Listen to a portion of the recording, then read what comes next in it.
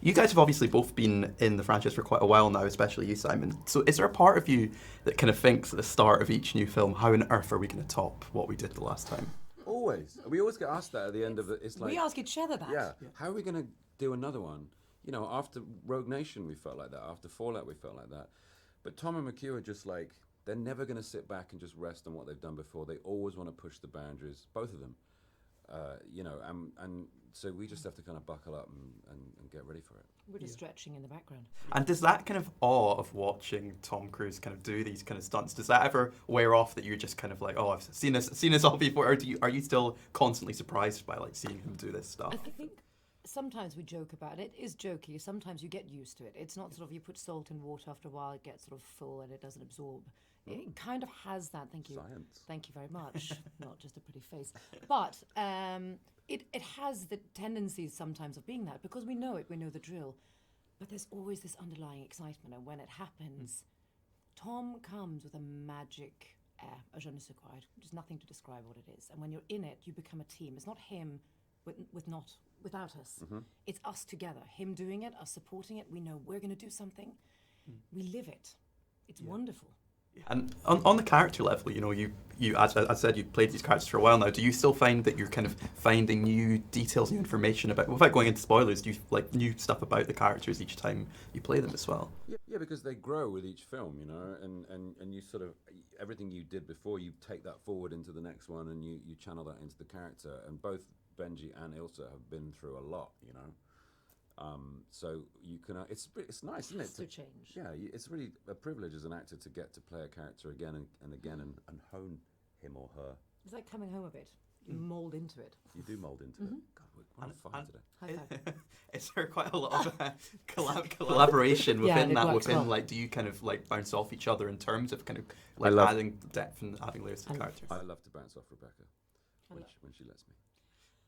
I'm going to cut that. There is a retort. I'm just going to move on. No, listen. I absolutely love We're safe. working with This this is very one. safe. Our little team, particularly when it's the four of us, because me, Tom, Ving, and Rebecca, because we've been at it for a long time now. When we get together in a room, it's just really, really fun. I love We it get when told off. We're children. yeah, we do get The told off. first AD, he gets very annoyed with us, or she. Yeah. I have this whole thing with Benji that he's a bit jealous of Ilsa, because like he loves Ethan so much, and like Ilsa, Benji's always been a bit funny with Ilsa. Yeah. But I think he loves her, and there's a lovely line in the film when Ving talks about their relationship as being close in their way, you know, and I like to play that. But I would love to see Benji and Ilsa in a spin-off movie. What I also really liked about this film is, as well as, you know, obviously there are human enemies, but there's this kind of element of chaos added by the kind of non-human enemy, I suppose. How much does that kind of, do you think, add to the stakes of this film, that we've got this kind of unknowable entity kind of causing all this havoc? Well, we've never faced an enemy like this, have we? No, we haven't. It's always been somebody with an agenda, you know, a guy with, or a girl One person with, we can kill. Yeah. This is different, and it feels awesome, you know, the kind of threat.